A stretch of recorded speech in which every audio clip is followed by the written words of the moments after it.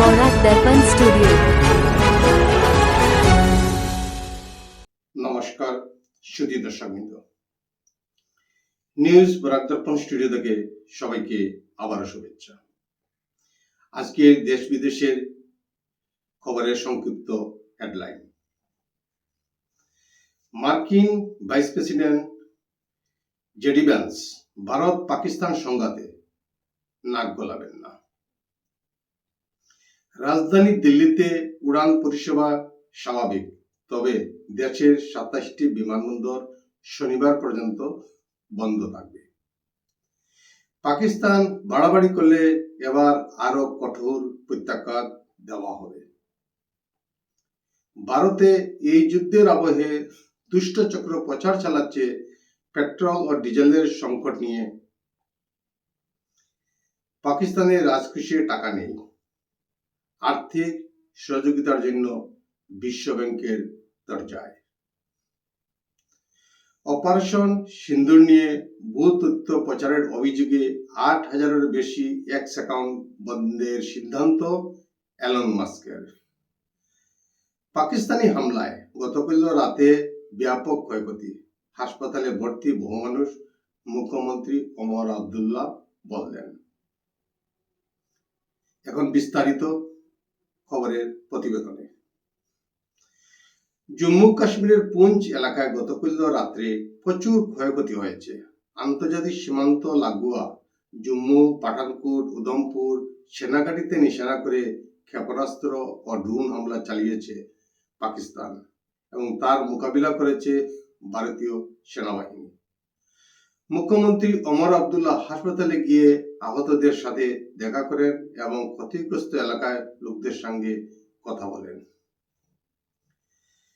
ভারতীয় সেনার অপারেশন সিন্দুরে তৈরি সংঘাতের আবহে সাবধানী প্রতিক্রিয়া জানালেন জেডি ভ্যান্স।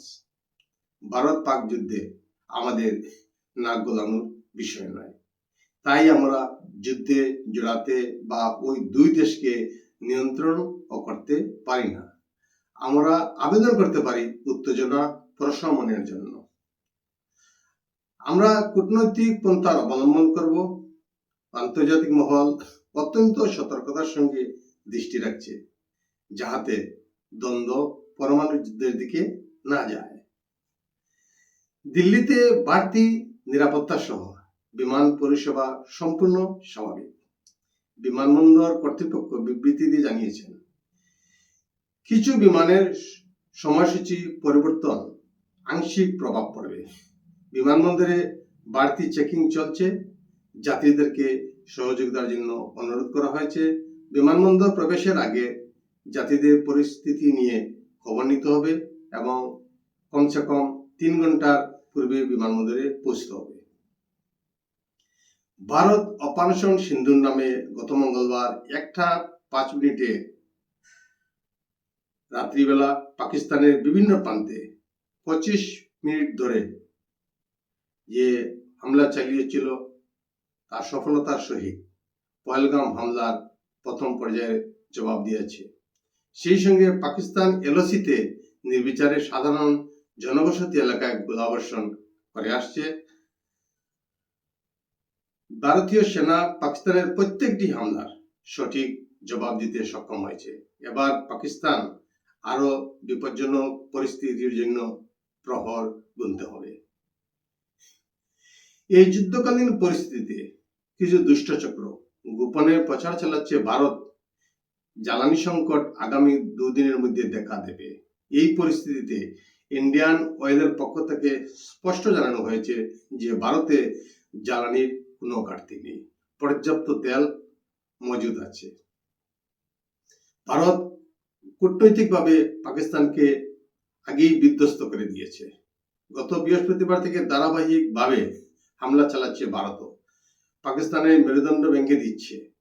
প্রধান প্রধান শহরে হামলা চালিয়ে এই পরিস্থিতিতে আর্থিক দিক দিয়ে দিশেহারা পাকিস্তান তাই বিশ্ব ব্যাংকের কাছে ঋণের জন্য আবেদন করছে। অন্যদিকে পাকিস্তানকে ঋণ না দেওয়ার জন্য ভারত আহ্বান জানিয়েছে বিশ্ব ব্যাংকের কাছে।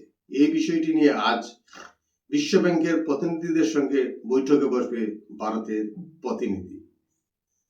অপারেশন সিন্ধু নিয়ে ভুল তথ্য প্রচারের অভিযোগে এলন মাস্ক 8,000 অ্যাকাউন্ট জনসমক্ষে বন্ধের ঘোষণা করলেন। কারণ এই ধরনের অ্যাকাউন্ট আমাদের জন্য বিপজ্জনক হতে পারে। এখন থেকে ভারত সরকারের নির্দেশ অনুসারে অ্যাকাউন্টগুলিকে এক্সে রাখা হবে।